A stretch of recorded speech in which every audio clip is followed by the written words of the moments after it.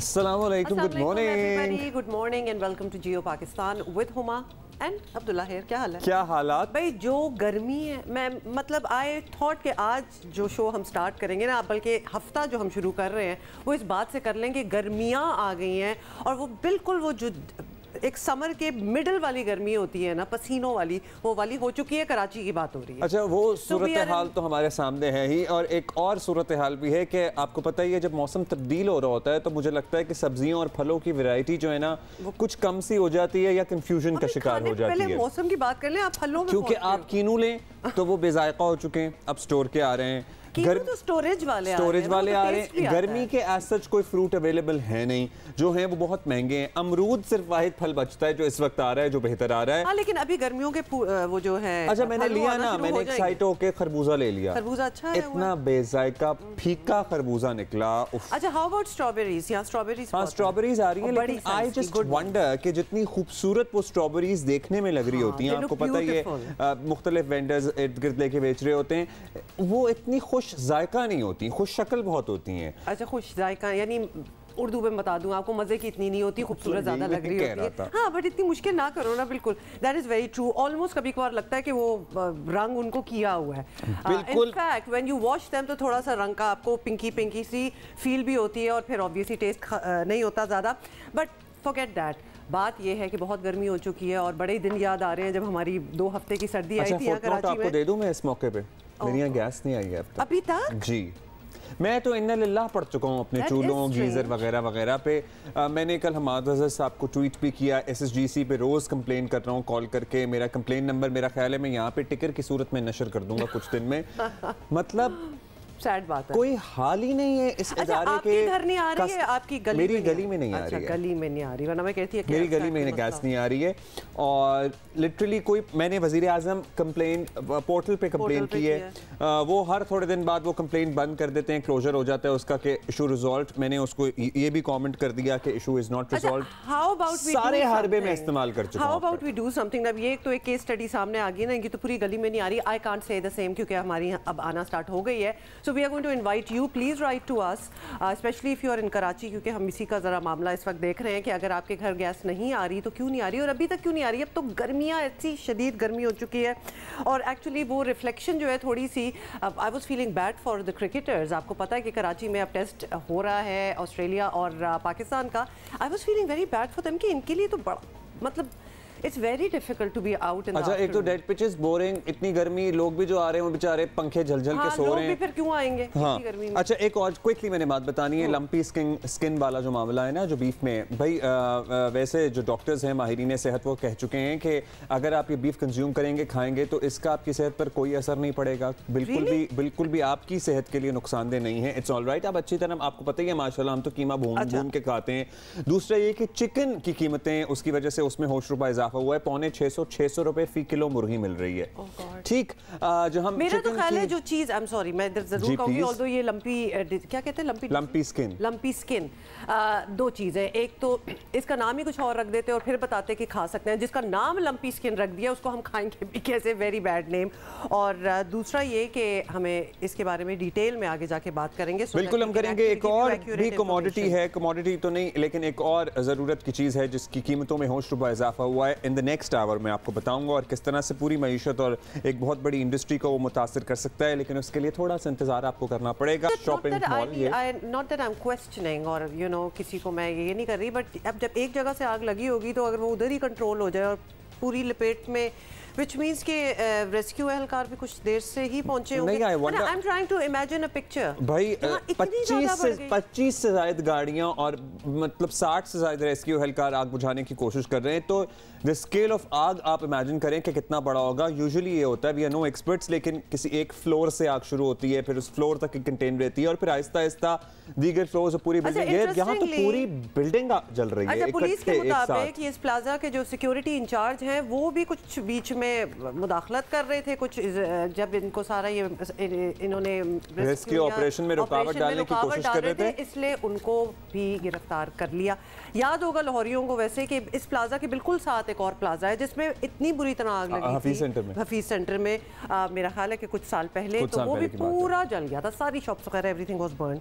तो ये एरिया जरा थोड़ा सा क्या हो रहा है यहाँ पे? क्या हो रहा है? अच्छा जी, अभी आगे बढ़ेंगे और आप सोशल मीडिया देखें तो हुकूमत के नुमाइंदे, मुशीरान, तर्जुमान वो भी उतने ही कॉन्फिडेंट हैं और जो अपोजिशन वाले हैं वो भी उतने ही कॉन्फिडेंट हैं।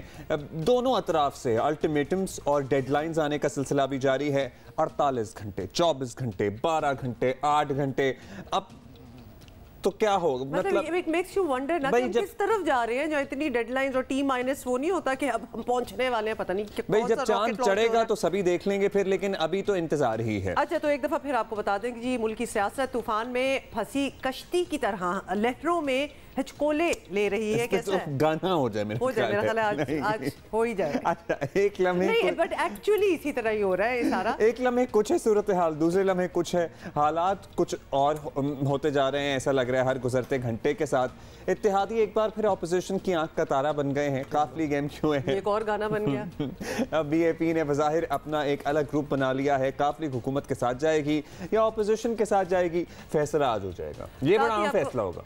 बिल्कुल, ये साथ ही आपको बताएं शहबाज शरीफ से भी काफली की क़यादत जो है वो किसी भी वक्त मिल सकती है। और इसके अलावा आपको बताएं कि परवेज़ इलाही भी जहांगीर तरीन ग्रुप की हिमायत मिलने के लिए पुरुमीद हैं। और ज़राए बताते हैं मुस्लिम लीग नून और पीपल्स पार्टी ने पंजाब की वजारत आला पर परवेज़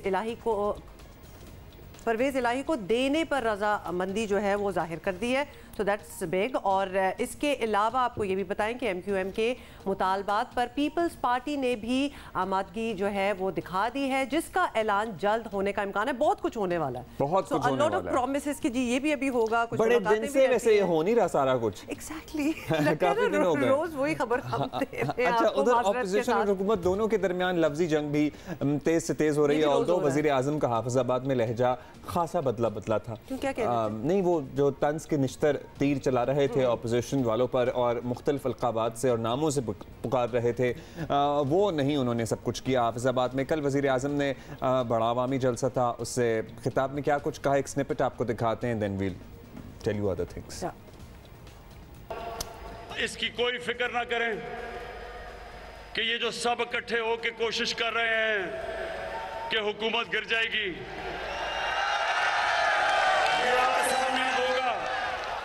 आने वाले दिनों में आप सब देखेंगे कि ये बजाय हुकूमत के गिरने के ये जो 3 चूहे निकलियां करने चले शिकार, इन तीनों का इंशाल्लाह आप शिकार होते देखेंगे। मैं 25 साल पहले जब सियासत शुरू की थी तो मैं इसलिए नहीं आया था कि टमाटर की क्या कीमत है और आलू की क्या कीमत है। मैं इसलिए आया था कि मैं पाकिस्तानियों को एक कौम बनाना चाहता था। अल्लाह ने इंसान को ये इजाजत नहीं दी थी कि एक तरफ बुराई हो रही हो और आप इंसान कहे जी कि मैं तो किसी की तरफ भी नहीं हूं। फजल रहमान ने कहा जी बड़ा इमरान खान ने बड़ा जुल्म कर दिया।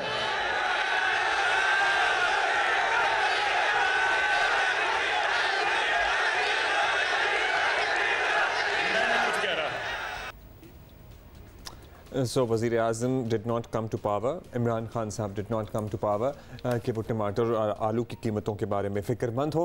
लेकिन ठीक है, सॉर्ट ऑफ यू नो इस पे आपकी राय हो सकती है, लेकिन आम आदमी के लिए तो ये चीज़ें फ़िक्र का बाइस हैं बहुत ज़्यादा। और मुझे ये स्टेटमेंट से थोड़ा सा अजीब इसलिए लगा क्योंकि आप मतलब आवाम के ही वोटों से आए हैं और that is what you should be doing। उनका कहना है कि वज़ीर आज़म has bigger responsibilities, this is what probably he was trying to say। इसको ठीक कर देना तो बाकी then go on move on to your bigger responsibilities। सरबराह PDM मौलाना फजलुर रहमान ने मशवरा दिया है कि वज़ीर आज़म लाखों बंदे छोड़ें, बस 172 अरकान पेश कर दें, बात ही खत्म हो जाएगी।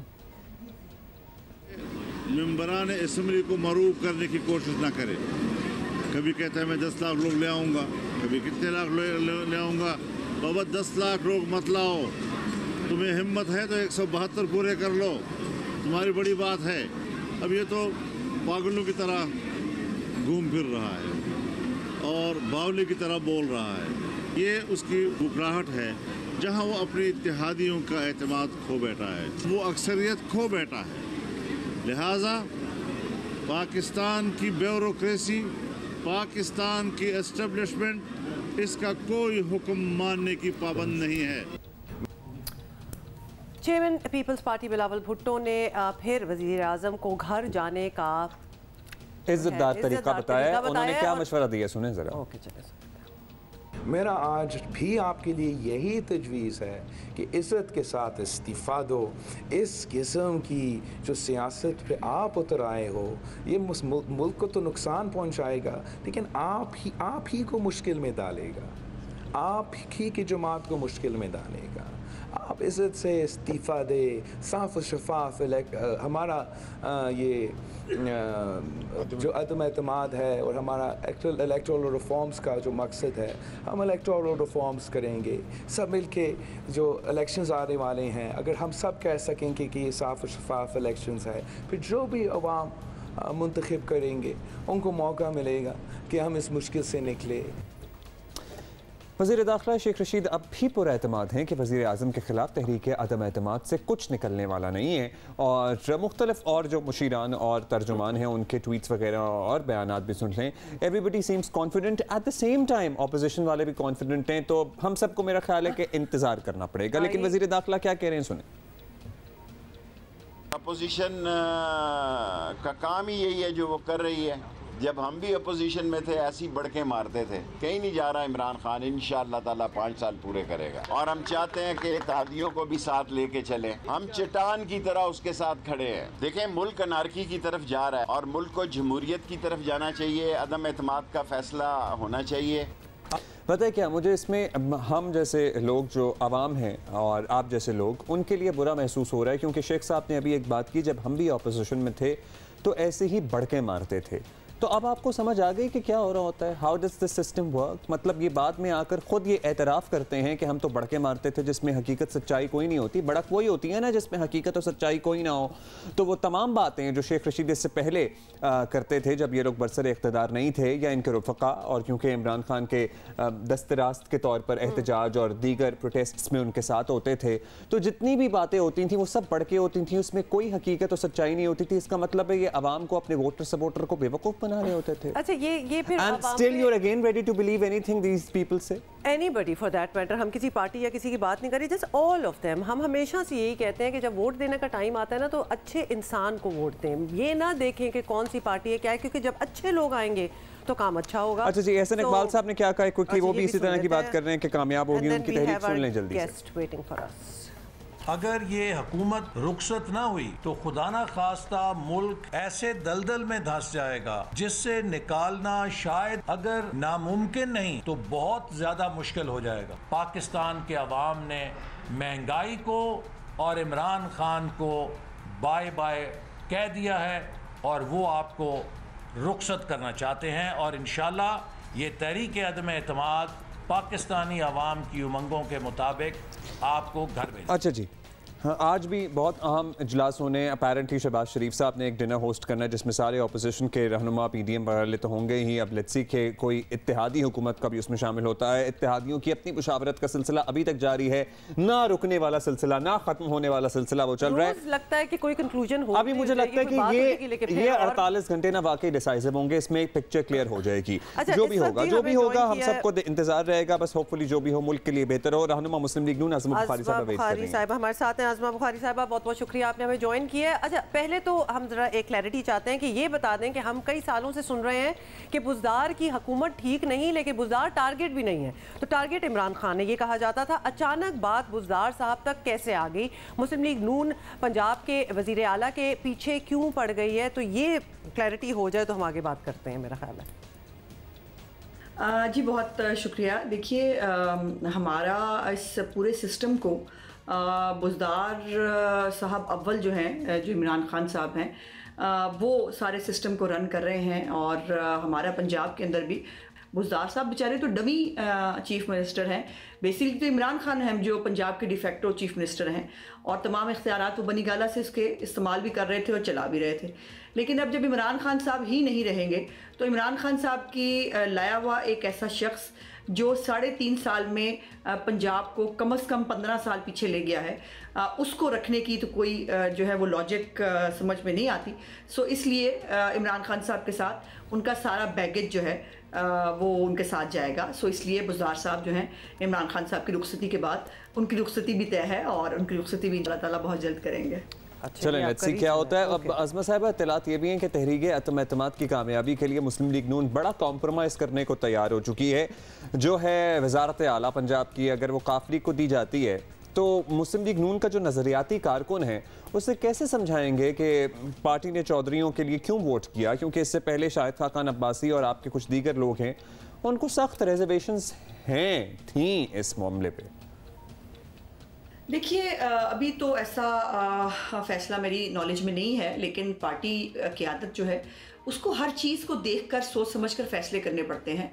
और जब आपने इमरान खान जैसी एक बड़ी मुसीबत से पाकिस्तान की जान छुड़वानी है तो यकीनन जो इत्तेहादी हैं उनके जो 2-2.5-3 साल उन्होंने इमरान खान साहब की हुकूमत में गुजारे हैं, उनको यकीनन अपने साथ मिलाने के लिए, उनके साथ बातचीत करने के लिए कुछ गिव एंड टेक जो है वो करना पड़ता है। और ये पूरी दुनिया में होता है, ये नहीं है कि पाकिस्तान में कोई अनोखा काम हम करने जा रहे हैं जिससे बहुत कोई प्रॉब्लम हो जाएगी। लेकिन इसके ऊपर क्या फ़ैसला करना है, कैसे करना है, ये क़यादत जो है वो हमारी क़यादत बहुत जहाँ दीदा क़यादत है। उन्होंने हर तरह के मामलात और चीज़ें देखी हुई हैं। बहुत सारे लोग उनकी बहुत सारे अरसे से सियासत ख़त्म करने चले थे, लेकिन आज भी मियाँ शहबाज शरीफ साहब और मियाँ नवाज शरीफ साहब मिलकर फ़ैसले करते हैं पार्टी के। सो क्यू लीग के बारे में वो जो भी फ़ैसला करेंगे पार्टी उसको बिल्कुल इम्प्लीमेंट करेगी। लेकिन इसके हवाले से मैं समझती हूँ कि जो हमारे वर्कर्स हैं, समझाने की बात नहीं है, जो मियाँ साहब फ़ैसला फरमा देते हैं वो हम सब के लिए जो है वो एक अटल हकीकत होती है। और मियाँ साहब के फ़ैसले को कभी भी कोई क्वेश्चन नहीं करता, क्योंकि हम समझते हैं कि जो मुल्क के लिए बेहतर है, जो हमारी पार्टी के लिए बेहतर है, जो पाकिस्तान के लिए बेहतर है, मियाँ साहब वो फैसला करते हैं और हम हमेशा उस फैसले को आमीन कहते हैं। चले जी, अज़मा साहिबा कह रही हैं कि अभी तो कैसा फैसला नहीं हुआ लेकिन हो भी सकता है, और वो कह रहे हैं जी एक्चुअली कुछ भी हो सकता है। तो मेरा ख्याल है कि ओपन माइंडेड रहें सारे और keep your eyes and years open. अभी हम इस पे तज्जिया लेंगे। समबडी ना, तो जब आप फॉलो कर रहे होते हैं किसी पार्टी को, कि अपने लीडर को, तो एक कैरेक्टर आपके दिमाग में होता है और फिर आप ऑब्वियसली इसीलिए फॉलो कर रहे होते हैं क्योंकि वो उस स्केच से इधर उधर नहीं होता। लेकिन यहाँ तो सारे इधर उधर होने को तैयार हैं। आई थिंक कोई भी all compromises are open and ready on the table. Opposition के अपनी मजबूरियां हैं, हुकूमत जो है उसकी अपनी मजबूरियां, उन्होंने भी बहुत से ऐसे लोगों को गले लगाया जिनसे उनके नजरियाती इख्तिलाफात। हम सियासी बात कर लें या मैच की पहले बात कर लें? थोड़ी सी मैच की पहले बात कर लेते हैं और उसके बाद ज़रा हम मौजूदा सियासी सूरत हाल पर तज्जिया कर लेंगे। सो रावलपिंडी के बाद कराची टेस्ट का अहवाल आपको बताना है हमने कि क्या चल रहा है। रावलपिंडी के बाद कराची में भी कुछ शिकवा कर रहे हैं लोग कि भाई डेड पिच है यहाँ पे भी, लेट्स सी क्या होता है। आज का दिन बड़ा अहम है। दूसरे टेस्ट के दूसरे दिन भी मेहमान टीम ही बैटिंग करती रही और दूसरे दिन के इख्तिताम तक ऑस्ट्रेलिया ने 8 विकेटों पर 505 रन बना लिए।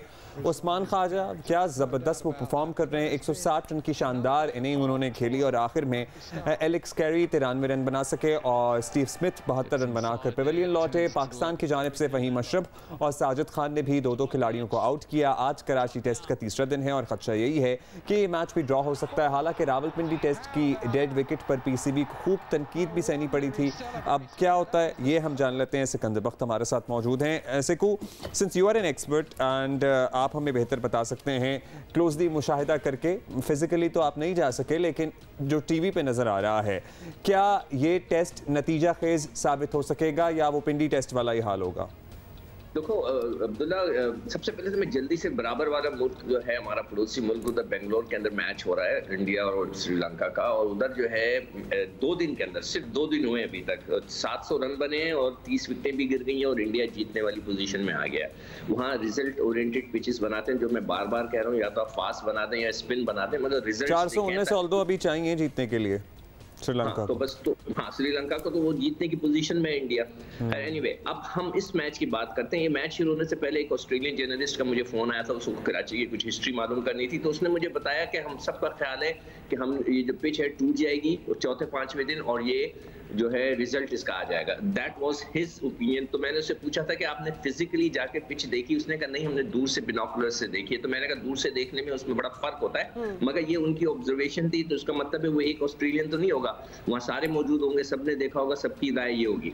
इसीलिए टॉस जीत के उन्होंने 2 दिन पूरी बैटिंग की है। उनको पता है कि शुरू के 2 दिन जो है वो सही जाएंगे एज पर देयर ऑब्जर्वेशन, और फिर उसके बाद आखिरी के 3 दिन के अंदर जो कुछ गेंद ने करना है, स्पिन वगैरह, वो उस दिन होना है। फास्ट बॉलर की गेंद हो सकता है नीचे रह जाए, ऊपर नीचे हो और रिवर्स स्विंग हो जाए और स्पिन हो जाए। तो ये चीज उन्होंने देखते हुए पूरे 2 दिन बैटिंग की है। तो 2 दिन बैटिंग करने की एक और चीज, ये ऑब्वियसली हम बार बार बात कर रहे हैं कि जी कराची में बहुत ज्यादा गर्मी है और ऑब्वियसली हम तो एक प्लेइंग कंडीशन की बात कर रहे हैं, लेकिन क्या उसका असर, ये एनवायरनमेंट, वेदर का असर पिच पे भी होता है? बिल्कुल पड़ता है। अगर बहुत ज्यादा गर्मी हो तो मिट्टी जो होती है ना वो गर्म होकर ना वो फटती है। जब वो फटती है तो गेंद स्पिन होता है। और जो मैं आपको बात कहना चाह रहा था कि 2 दिन उन्होंने मुसलसल बैटिंग इसलिए की है कि जो सरफेस होती है उसकी मिट्टी की बनी हुई, जब गेंदें गिरती हैं 2 दिन से मुसलसल वो खेल रहे हैं। वो स्पाइक्स भी पहने होंगे यानी कि कील वाले जूते, वो भाग रहे हैं उसके ऊपर, और छोटा मोटा वो रेयर एंड टेयर होता है। तो उससे वो ये आखिरी के 3 दिन में वो फैसला कराने का सोच रहे हैं। एज पर द लॉजिक, जो ऑस्ट्रेलियन जर्नलिस्ट से मेरी बात हुई थी उसकी जो लॉजिक थी कि जी 3 दिन आखिरी के 2 दिन में जो है काम हो जाएगा इस पिच का। तो ये देखना है, आज हमें पता चल जाएगा। अगर पाकिस्तान ने भी 200 पे 1 या 200 पे 2 हुए तो समझ जाए कि इसका मैच का फैसला नहीं होता। और पाकिस्तान के लिए टारगेट ये होगा कि पहले तो उसने फॉलो ऑन से बचना है, यानी कि 300 रन करने हैं उसने। अभी 305, अभी उनके 308-5 है ना, उन्होंने 306 करने हैं तो फॉलो ऑन से बचेंगे। पहला टारगेट उनका ये होगा। फिर उसके बाद अगर पिच पे कुछ भी नहीं हुआ तो वो आराम से बैटिंग करते रहेंगे और फिर हम लोग इसी तरह क्रिटिसाइज करेंगे पिच को। चलें, लेट्स सी। फिर पाकिस्तान को फॉलो ऑन से बचना है। फिर आपसे कल दोबारा बात कर लेंगे। अगर आज का दिन जो है वो फैसला कौन है रहता है तो फिर कल हम इस पे जरा, हाँ होपफुली कल आप फिर इस पे तफसील से बात करेंगे कि क्या होता है क्या नहीं होता है। Thank you Sikandar Bakht for being with us. और अभी हम आगे बढ़ जाते हैं। कि आज भी temperature is going to be so high, almost 36 to 38 degrees, which is hot. तो उसमें खेलना it is practically summers in Karachi, practically नहीं, जिस तरह हमने शो स्टार्ट किया था, it's really in the middle of summer. बस ये है कि अभी हवा चल रही है और जब बहुत ज्यादा इससे भी गर्मी हो जाती है तब बिल्कुल हवा भी रुक जाती है। नहीं, अगर तो हवा, समुद्री हवाएं बंद हो जाती हैं तो फिर तो कराची में रहना, सांस लेना दुभर हो जाता है। हो जाती है। We will get there too, उसने भी होना है। लेकिन साथ ही मैं आपको बता दूं, since we are talking about cricket, और हमने बताया आपको कि Pakistan women's cricket team is playing Bangladesh right now. तो जी पाकिस्तान की बैटर सिद्रा अमीर जो है, उन्होंने सेंचुरी बनाई है। तो ये बड़ी जबरदस्त बात है। और 136 गेंदों पर जी 8 चौकों की मदद से ये सेंचुरी। भाई 18 गेंदों पर हमें 25 रन चाहिए। लेट्स सी क्या होता है। इससे पहले भी हमने मैच फंसाया था और लग रहा था कि हमारी लड़कियां जीत जाएंगी, लेकिन फिर वो नहीं जीत सकी थी। This is the first Pakistani who has done century in the world cup, so that is big. That is very big. So our girls are really doing well. Might not be winning all the matches, लेकिन उनकी individual performances आप देखिए। So New Zealand में ये match अभी भी जारी है। होपफुली इंशाल्लाह इसका नतीजा पाकिस्तान के हक में निकलेगा तो हम इसको सर्टनली यहाँ सेलिब्रेट भी। आपस में बात कर रहे थे ब्रेक के दौरान कि हर चीज़ कितनी महंगी हो गई है। लिटरली आप एयरलाइन टिकट्स देख लें, डोमेस्टिक टिकट्स की हम बात कर रहे हैं। Okay, late us talk about the tickets for a bit. वहाँ क्या हुआ है? मतलब एक नई एयरलाइन भी आ रही है, आपको पता ना पाकिस्तान में। Tickets are whether you decide आप डोमेस्टिक ट्रैवल करें या फिर आप लिटरली आसपास के किसी मुल्क में चले जाए ना, एक ही बात है। मतलब 10,000 दफ़ा सोचना पड़ता है कि आप कराची से लाहौर या इस्लामाबाद तक जा रहे हो तो क्या अकेले जाएं या अपनी फैमिली को भी आप अफोर्ड कर सकते हैं? जाना लाखों में बात चली जाती है। लाहौर कराची की टिकट जो है अब जी स्टैंडर्ड फेयर की बात की जा रही है। Apparently I got to know on Saturday कि स्टैंडर्ड फेयर 19,200 रुपये हो चुका है। वन वे की हम बात कर रहे हैं। और उसके बाद ये बताया जा रहा था कि इससे तो 15 तारीख से इसमें ऑनवर्ड्स इसमें और इजाफा हो जाएगा, तो स्टैंडर्ड फेयर ऑलमोस्ट को 20-21 हज़ार रुपए तक पहुंच जाएगा। ये क्यों? I don't know. वो taxes and everything and fuel adjustment भी है ना इसमें, सारी फ्यूल की प्राइसेस बहुत ज़्यादा बढ़ गई हैं, तो सारा कुछ हो रहा है।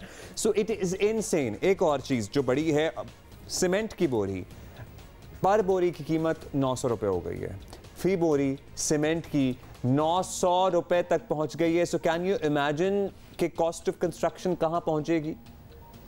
This is insane. बट इसमें सर्टनली पाकिस्तानी सूरत हाल का तो इतना कोई खास, पर्टिकुलरली सीमेंट में इंटरनेशनल मार्केट में कोल की प्राइसेस बहुत बढ़ी हैं, इसकी वजह से सीमेंट की कीमतों पर भी उसका असर पड़ा है। बट ये सारी सूरत हाल है। सो अब घर बनाने का जो ख्वाब था ना, जो पहले ये ख्वाब था किसी भी नॉर्मल आदमी के लिए, वो अब ख्वाब अचीव करना और मुश्किल होता जा रहा है। और जो लोग ट्रैवल करना चाहते हैं, जो कि मेरा हमेशा ही बड़ा ख्वाब होता है कि थोड़ा बहुत ट्रैवल हो जाए, अब तो मतलब डोमेस्टिक मुश्किल पड़ रहा है, इंटरनेशनल तो बात की बात है। So just wanted to mention these things to you. हम अक्सर वो चीज़ें आपसे बात कर लेते होते हैं जो कि हमें टेंशन हो रही होती है और जेन्युइन रीजंस होते हैं, और अगर हमें बैठे हुए इस बातों की टेंशन है तो आम आवाम को भी बहुत होगी if they are doing the same thing. Construction वाली से तो मैं काफ़ी वैसे खौफज़दा हूं। हाँ, मतलब कॉस्ट आप 900 रुपए पर बोरी आप सीमेंट खरीदेंगे तो आप सोचिए कि आपकी कंस्ट्रक्शन कॉस्ट कहाँ पहुंचेगी। मतलब एक कमरा करके ही चीज़ें बनेंगी, घर तो पता नहीं बनेंगे कि नहीं बनेंगे, बट एनीवे बहुत सी बातें करनी है। सो बहुत से खेल हैं जहां खवातीन अपना लोहा मनवा रही हैं, इस बारे में हम तफसील से बात करेंगे, लेकिन first let us talk about that lumpy skin. अच्छा, मेरे घर आपको खुला दूध आता है and we are consuming it, उसको ज़रा बॉयल और ज़्यादा अच्छे से कर रहे हैं। उसका भी इशू है, यानी दूध मतलब लोग इज्तनाब कर रहे हैं, लेकिन डॉक्टर्स ने ये कहा है कि इससे आपकी सेहत पर कोई असर नहीं पड़ेगा। पता नहीं, शुरू में ये लेकिन कहा, दूध से याद आया, तो लेकिन दूध से हम कीमतों की बात कर रहे थे तो दूध भी ऑलमोस्ट कोई 150 रुपए फी किलो हो गया। लेकिन लंपी काउ से आ रहा है। हाँ, लंपी काउ से आने के बावजूद, लंपी काउ से आने के बाद जरा स्पेशल हो गया और ज्यादा हो गया, और कम से कम 150 है। आप अच्छा जी, कराची समेत आपको बता दें कि सिंध भर में जानवरों की लंपी स्किन बीमारी जो है वो बढ़ती जा रही है, जिससे कराची के शहरियों में भी ऑब्वियसली खौफ पाया जाता है। अवाम गाय का गोश्त और दूध लेने से कतरा रहे हैं। नॉट अब्दुल्ला दो, Abdullah is fine with it, क्योंकि आप तो कह रहे हैं मैंने गोश्त नहीं लिया बहुत अरसे से। हाँ, ये मुझे जरा खासतौर पे when you see the visuals ना तो खौफजदा हो जाता है इंसान। बीफ जो है वो बेचने वालों की दुकानें सुनसान पड़ी हैं, लोग ज़रा डर रहे हैं लेने से, और दुकानदारों को रोज़गार के लाले पड़ गए हैं। अब ये डिज़ीज़ आई कहाँ से, ये भी बहुत बड़ी ज़रूरत है कि हमें पता चले कि व्हाट हैपेंड। माहिरीन ने यकीन दहानी कराई है कि मुतासरा जानवरों का दूध और गोश्त इस्तेमाल करने से बीमारी इंसानों में मुंतकिल नहीं होगी, लेकिन after Covid and getting it through the bats, और इससे पहले भी बहुत ज़्यादा जानवरों से जो बीमारियां आई हैं, तो आपको क्या लगता है कि कोई मानेगा इस बात को? अब इसी पे ज़रा बात कर लेते हैं कि क्या सूरत हाल है। अब्दुल्ला बारी पताफी साहब हैं, minister for livestock Sindh, हमारे साथ मौजूद हैं। शुक्रिया अब्दुल्ला साहब, आपने वक्त दिया। अब्दुल्ला साहब, सबसे पहले तो ये बताइए कि सिंध में असल सूरत हाल है क्या? दुकानदार कहते हैं चंद जानवर हैं, इससे पहले हज़ारों के नंबर्स कोट हो रहे थे। कितने जानवर एक्चुअली इस बीमारी में मुब्तला हो चुके हैं और कितना नुकसान हुआ है अब तक? इस वक्त जो सूरत हाल है उसके मुताबिक तकरीबन 25,000 के करीब जानवर जो है वो इसमें इफ़ेक्ट हो चुके हैं, और 162 जानवर जो रिपोर्ट हुए हैं जो मर चुके हैं। बुनियादी तौर पे ये बीमारी कराची में और ठट्ठा, ये दो जगहों पे ज़्यादा है। कराची में कोई 15,000 के से भी ज़्यादा जानवर इससे इफ़ेक्ट हो चुके हैं, और ठट्ठा में तकरीबन 4-4,500 से ज़्यादा जानवर इफ़ेक्ट हो चुके हैं। उसके अलावा फिर हैदराबाद, खैरपुर और हमारे जो डिफरेंट डिस्ट्रिक्ट्स हैं उनमें रिपोर्ट हो रही है ये बीमारी। इसके अगर हम रेशो निकाल लें तो हमारी जो कैटल की पॉपुलेशन है वो 1 करोड़ कोई 8 लाख के करीब बनती है, और उसमें से 25,000 जानवरों का इफ़ेक्ट होना ये तकरीबन 0.2% बीमारी का रेशो बनता है। और जो जानवर बीमार हुए हैं उनमें जो मॉर्टेलिटी रेट है वो तकरीबन 0.3। अब्दुल्ला साहब, माहिरीन सेहत के मुताबिक ये दूध और जो गोश्त है आम आदमी अच्छा, बाय द वे इनका नाम अब्दुल्ला बारी नहीं, आपको अपना नाम याद आ रहा है? सॉरी, चलें अब्दुल बारी साहब, ये खा सकते हैं। तो गोश्त दूध की फ़रोख्त में सर्टनली उसके बावजूद भी कमी आई है। अब इससे अंदाज़ा लगाया गया है आप लोगों की तरफ से कि कितना माली नुकसान हुआ है, और हुकूमत इस सिलसिले में क्या कुछ करने का इरादा रखती है? आपने सही सवाल किया कि इस बीमारी के नोटिफिकेशन के बाद और इस बीमारी की खबर मीडिया तक आने के बाद लोगों ने ये सोचना शुरू कर दिया कि शायद ये ज़ूनोटिक बीमारी है, जानवरों से इंसानों में भी फैलने का खदशा है, लेकिन ऐसा कुछ भी नहीं है। ये पिछले 100 साल से ये बीमारी चल रही है। अब तो वर्ल्ड एनिमल हेल्थ ऑर्गेनाइजेशन ने भी ये बता दिया है, क्योंकि उनकी रिसर्च है, पिछले 100 साल से वो डील कर रहे हैं डिफरेंट कंट्रीज़ को। उन्होंने भी बता दिया है कि इसका गोश्त खाने से इसका गोश्त मुज़र सेहत नहीं है, ना ही इसका दूध मुज़र सेहत है। जो प्रोपेगेंडा चल रही है कि शायद बीमार जानवर काट के लोगों को खिलाई जा रही है, ऐसा कुछ भी नहीं है। जो जानवर बीमार होता है वो इस काबिल भी नहीं रहता कि काट के आप जानवरों को खिला सके।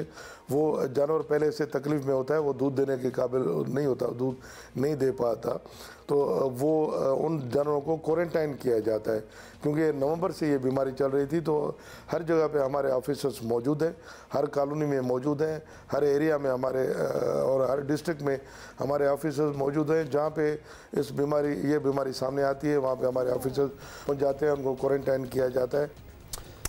नवंबर से चल रहा है सिलसिला। बहुत शुक्रिया आपका अब्दुल बारी पताफी साहब। सो नवंबर से अब तक तो हम खा ही चुके होंगे, आई एम 100% श्योर। आप लगा लीजिए हिसाब। आई वाज जस्ट थिंकिंग, और खास तौर पे पता नहीं बहुत बुरी चीजें दिमाग में आ रही थी, क्योंकि एक तो जानवर को जब लंपी देखो ना और फिर सोचो कि जी कल हमने दम कीमा खाया था बड़े मजे का, तो वो मैच नहीं करता और वो बहुत ऑफ सिचुएशन। ठीक है, और दम कीमे में तो वैसे भी पता नहीं लगना, वो एग्जैक्ट कीमे में तो वैसे ही पता, जब तक आपकी नजरों के सामने ना आपने निकलवाया, और जो कि बाय द वे बहुत जरूरी है, तो आपको नहीं पता होता कि इसमें क्या क्या डाला हुआ है। But I think I am going to go off meat for a while.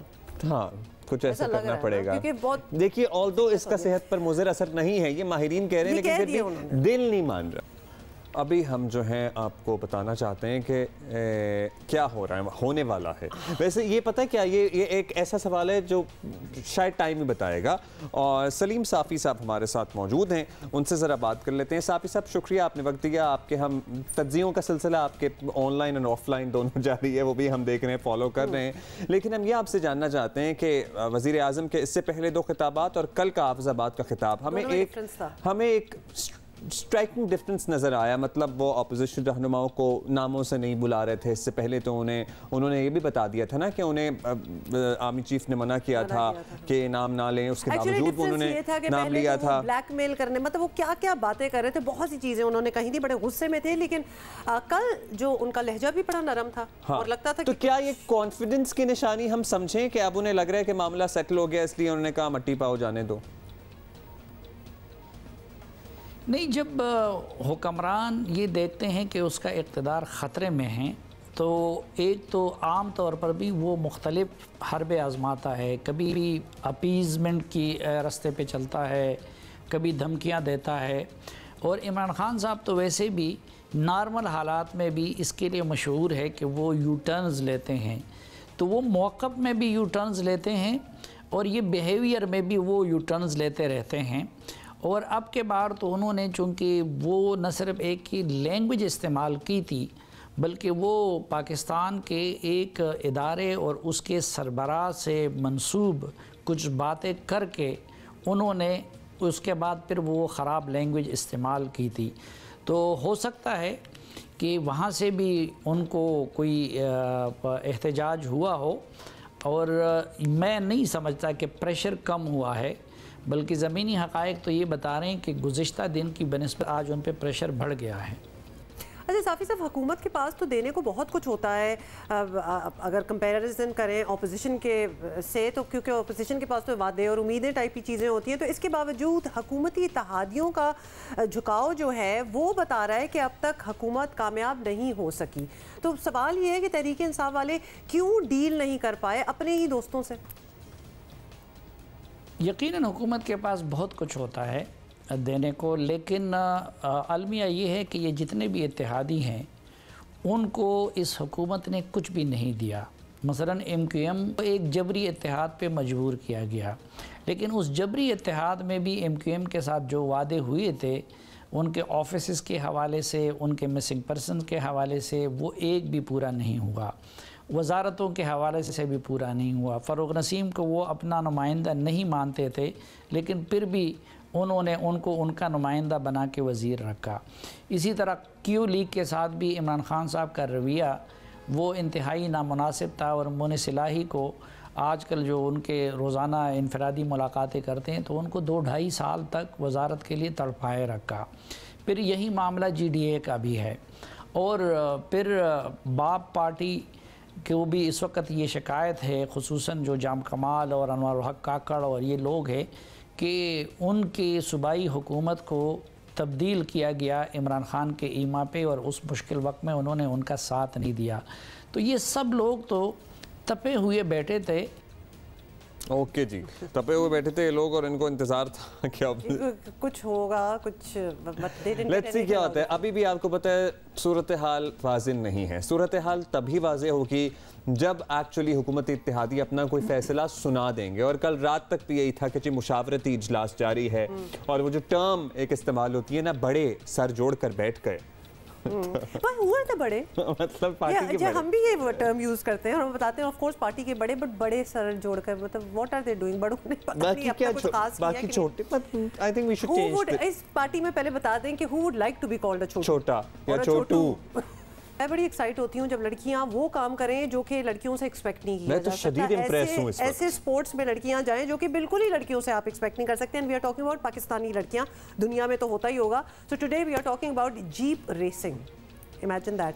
So jeep racing जी एक ख़तरनाक और सनसनी से भरपूर खेल है और डेजर्ट्स के अंदर जो होता है 4x4 गाड़ियों को ना सिर्फ कंट्रोल करना बल्कि भगाना कोई आसान काम नहीं है। ये लें जी कुछ पता है हम आपको दिखा रहे हैं। स्पीड 170-180 मील फी घंटा की रफ्तार से गाड़ियां चल रही होती हैं, जिसमें खड्डे, टर्न्स हैं, उसी में खड्डे, उसी में टेरेन जो है नीचे, कुड बी एनीथिंग, ये सब कुछ है। से भी आपको कुछ पता चल रहा होगा। मतलब दिस इज इनसेन। तो इसीलिए जी अमूमन इसको मर्दों का खेल माना जाता है, which is so wrong. So we are going to change things here. अब जो है खवातीन भी जीप रेसिंग कर रही हैं और पहले तुष्ना पटेल, सरमा मरवत वगैरह की बात हो रही थी, लेकिन अब जनाब दो और उभरती हुई क्या अपना नाम बना चुकी हैं। ये सिर्फ रेसिंग नहीं कर रही, ये खूब रेसिंग कर रही है और जीत भी रही हैं। सुनिधा वास्ती हमारे साथ मौजूद हैं कराची स्टूडियो में, जो 1 साल ही हुआ है लिटरली इन्हें अभी इस मैदान में आए हुए, लेकिन अभी से इन्होंने अपने झंडे गाड़ दिए हैं। और जब पता लगता है ना ओपोनेंट्स को कि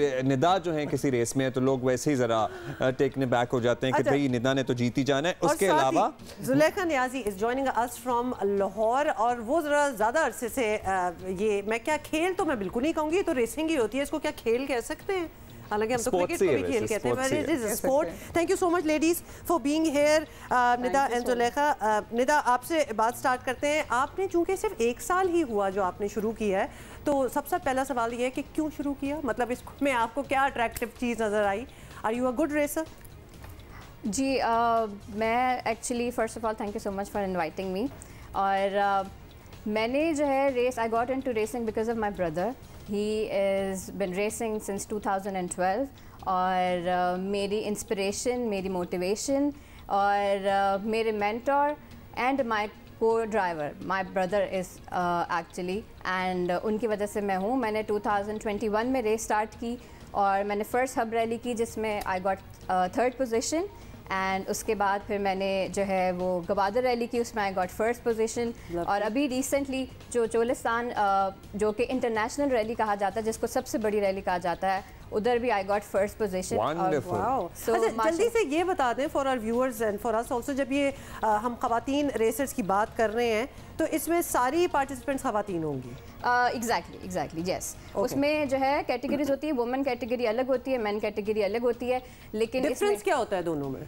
डिफरेंस कोई भी नहीं होता, बस मर्दों का मुकाबला मर्दों से होता है, औरतों का मुकाबला औरतों से होता है। चाहिए स्पीड वही चाहिए। एग्जैक्टली, क्योंकि जो ट्रैक होता है, जो मर्दों का ट्रैक होता है और जो लेडीज़ का ट्रैक होता है वो सेम होता है, और हम सेम ट्रैक पे गाड़ी चलाते हैं और माशाल्लाह से हम उस रेस को कंप्लीट करते हैं और ज़बरदस्त जीतते हैं। अच्छा, जुलेखा हमारे साथ मौजूद है। निदा, आपने कहा कि भाई आपने पहली हब रैली कराची में जो होती है वहाँ से आगाज़ किया, तो जो पहला फैसला होता है ना, वो कैसे इंसान करता है ज़िंदगी में कि चलें अच्छा कुछ नहीं कर रहे तो रेस शुरू कर देते हैं? ये हम जुलेखा से भी पूछेंगे। जुलेखा, निदा तो हमेशा से ज़रा सड़कों पे गाड़ियाँ भी दौड़ाती थी, तो इनके घर वालों को लगा कि इनको किसी सही जगह पे ठिकाने लगाना चाहिए, रैली में ही डाल दिया। इन्होंने कहा भाई सड़कों पे नहीं करना, तुमने रैली में करना है, ट्रैक पे करना है। तो आपका ये सफ़र कैसे शुरू हुआ? बेसिकली जी जितने भी रेसेस हैं मेरे ख्याल से वो यही काम करते हैं, वो सड़कों पे दौड़ाते हैं, जिसकी वजह से आपको कॉन्फिडेंट होते हैं आप, और उसकी वजह से हम रेस में एंटर होते हैं। मेरा यही था कि मैं भी शुरू से यही था कि बचपन से लड़कों वाले काम करने ही करने हैं, अपनी लिमिट्स में रह के हमने वो सारे काम किए हैं जो एक आदमी करता है या एक लड़का करता है। हम वही अभी भी वही मैं कहूँगी कि हम वही काम कर रहे हैं जो लड़के करते हैं। हमें कोई डिफरेंस फील नहीं होता कि हम लड़कियां हैं या वो लड़के हैं। हमारा उसके लिए सपोर्ट सिस्टम भी आपके पास मौजूद है ना, वो बड़ी अच्छी बात है। बिल्कुल ऐसा ही है जी, बिल्कुल ऐसे ही है जी। जब तक फैमिली सपोर्ट नहीं कर सकती आप इस चीज़ में नहीं आ सकते। हम सबसे पहले ये कहते हैं कि जी फैमिलीज को सपोर्ट करना चाहिए। जब तक वो आपका बैक नहीं बनेगी, आप बहुत सारी चीज़ें ऐसी हैं जो औरतें कर सकती हैं और वो नहीं कर पाती। तो मेरे ख्याल से यही है कि मैंने भी यही किया था कि बचपन से हम जब मैं 14 साल की थी उस वक्त से गाड़ी चलाना शुरू कर दी थी छुप के घर वालों से, तो उनको था कि ये कर सकती है और फिर मैंने स्टार्ट। अच्छा, यहाँ जुलेखा सॉरी बट हमें डिस्क्लेमर यहाँ देना पड़ेगा because we are not going to encourage 14 साल के बच्चे जो हमें देख रहे हैं, प्लीज ना कीजिएगा। और तो यही होता था, बिल्कुल आप सही कह रही हैं। बिल्कुल मैंने यही कहा कि छुप के किया, वो गलती थी। मतलब मैं मानती हूँ कि और अब पहले ज़माने में ट्रैफिक इतनी गंदी नहीं थी जितनी अब हमारी ट्रैफिक थोड़ी सी हो गई है। अच्छा, क्या जुलेखा हम ये भी कह सकते हैं कि ये जो आपने ऑब्वियसली बताया कि सिर्फ लड़कों के लिए स्पोर्ट नहीं है, लड़कियां भी कर सकती हैं, लेकिन the thrill of the speed और वो सारा एक रोमांटिसिज्म जो अटैच्ड होता है with fast driving and fast cars, वो भी एलिमेंट प्ले करता है कि भाई मैंने ये करना है because of all these elements. बिल्कुल करता है जी, बिल्कुल करता है। क्योंकि आप नॉर्मल रोड्स पे या हम किसी भी हाईवेज पे इस तरह ड्राइव नहीं कर सकते। ये स्पेशली आपके लिए ट्रैक बनाया हुआ है। आप जो जितनी भी स्पीड कर सकते हैं, आप लोगों के लिए ये अवेलेबिलिटी है, आप वो अवेल करें। और मुझे एक और बात अजीब लगती थी कि जब हम गाड़ी चला रहे होते हैं और ख़ास तौर पर ख़वातीन, उनको ये कहा जाता था कोई भी आदमी अगर जाता है तो फीमेल ड्राइवर्स को वो कहते हैं कि जी ख़राब गाड़ी चलाती है, सड़क पे चलते हुए भी बिल्कुल ऐसे कहा जाता है। तो वो मुझे बड़ा अजीब लगता था कि सारी औरतें तो नहीं इस तरह चलाती। हाँ हैं कई जो जिनमें भाई जिस तरह सारे मर्द अच्छी गाड़ी नहीं चलाते, इसी तरह सारी औरतें पूरी गाड़ी नहीं चलाती। सो ऐसा ही है। मैं आपको जेन्युइनली एक बात बताऊं, I also feel very offended जब ये कहा जाता है because I myself am a good driver, not Huma is probably a better driver than I am, and my wife is even a better driver than I am. Probably क्या certainly. इसी तरह मेरे घर में मुझे कहा जाता था कि जी ये बेहतर गाड़ी चलाती है पूरे। So मैं कहीं जाना होता है ना, मेरी बेगम ने कहीं फैसला करना, मैं कहता हूँ तुम जरा मुश्किल रूट है, तुम चला लो गाड़ी। निदा के पास हम आएंगे। Nida, this is you know ये ट्रैक तो है लेकिन उसके बावजूद स्पीड बहुत ज़्यादा है, तो वो जो सेफ्टी के तमाम लवाजमात होते हैं यहाँ पे वो इंटरनेशनल स्टैंडर्ड के होते हैं, या फिर कोई घर में कोई परेशान होता है कि हाँ जा तो रही है ट्रैक पे है, लेकिन 170-180 की स्पीड पर गाड़ी होना और खुदा न खास्ता कोई मिसहैप हो जाना, वो बड़ी जान एट रिस्क होती है आपकी। जी एग्जैक्टली, आपने बिल्कुल सही कहा कि ये जो गेम है, ये जो स्पोर्ट है, ये डेंजरस है but at the same time it's very adventurous. देखिए स्पोर्ट जो होता है वो हर स्पोर्ट जो है वो डेंजरस कह सकते हैं आप। उसमें जैसे क्रिकेट हो गया, फुटबॉल हो गया और कोई भी स्पोर्ट हो उसमें आपको चोट तो लग सकती है आपको, आप फ्रैक्चर हो सकता है, कुछ भी हो सकता है। तो इसमें भी यही होता है कि आप अगर थोड़ी सी भी आपने कोई छोटी सी मिस्टेक की तो आपकी गाड़ी रोल ओवर हो सकती है। कोई ऐसा हुआ आपके साथ? खुदा न खास्ता कुछ अभी तक इस तरह का कोई हादसा नहीं। या बाज़-औक़ात होता है ना, इंसान को लगता है कि भाई अब तो बाल बचे। जी अभी चोलिस्तान में ऐसे हुआ था कि मेरी गाड़ी जो है वो 2 टायर्स पे आ गई थी, but then we handled it very well. और बस ये होता है कि सिक्योरिटी प्रिकॉशंस हम लोग लेते हैं। हमारी गाड़ी में रोल केज होता है, जो है वो हमारी फर्स्ट एड किट होती है और जो है फायर एक्सटिंग्विशर होता है। तो ये हम सारी कोई सूट वगैरह भी पहनते हैं? जी हम लोग जो है वो रेसिंग सूट पहनते हैं जो कि फायर प्रूफ होता है। तो ये सारी जो है सेफ्टी प्रिकॉशंस ली जाती है, जैसे मैंने आपको कहा, क्योंकि हम लोग जो है मैक्सिमम स्पीड हमारी 170-180 जाती है और हम लोग जो है गाड़ी में हमारे जो शॉक्स होते हैं वो अकॉर्डिंगली होते हैं। आप जो मैक्सिमम स्पीड की बात कर ही रही हैं जुलेखा, आपसे मैं पूछती हूँ, चूंकि ट्रैक एक ही होता है जिसमें मर्द भी कर रहे हैं कम्पीट और आप लोग भी कर रहे हैं, तो क्या डिफरेंस होता है व्हेन यू गाइज विन तो उसमें और जब आदमी कोई जीतता है फिनिश टाइम में कितना फ़र्क पड़ता है? जी अब जो हमारे सीनियर्स हैं, जो ड्राइवर्स हैं, जो रैली ड्राइवर्स हैं, उनके तो टाइमिंग्स जी अभी हम मैच नहीं कर सकते। उनके टाइमिंग्स बहुत अच्छे होते हैं, वो बहुत एक्सपीरियंस्ड हैं और माशाल्लाह अभी जो जितनी भी नई लेडीज़ कैटेगरी आ रही है उनके टाइमिंग्स भी तकरीबन आदमियों के साथ ही होते हैं। तो मैं यही कहूँगी कि उनके टाइमिंग्स में और हमारे टाइमिंग में थोड़ा लैक होता है, क्योंकि ऑब्वियसली उनकी गाड़ियाँ बहुत पावरफुल भी होती हैं, उनके स्किल्स बहुत अच्छे होते हैं। टाइमिंग्स यही होता है कि जो ट्रैक हम 1 घंटा 25 मिनट या 23 मिनट में करते हैं वो 1 घंटे में कर लेते हैं। सिर्फ इतना डिफरेंस होता है। Got it, समझ आ गई इस बात की। But you're on the right track ना, तो you will get there too. all the ladies I'm talking about. बड़ी आपने बात घुमा के की है अब्दुल्ला ने, लेकिन अच्छी बात की है. Thank you ladies. Quickly, you want to add something? We have just a few seconds if you want. जैसे आपने अभी टाइमिंग की बात की तो मैं बताना चाहूँगी अल्हम्दुलिल्लाह अभी जब चोलिस्तान में when I got first position तो मेरी जो टाइमिंग्स थी वो was better than many men. So बस इसके लिए मैं कहूँगी कि अगर आप लड़कियों को सपोर्ट करें, मोटिवेट करें तो हम किसी से कम नहीं हैं और कोई शक नहीं है, और हम सब कर सकते हैं जो लड़के कर सकते हैं. अब तो ये बात you know this is ये तो अब बात ये एस्टैब्लिश हो चुकी है.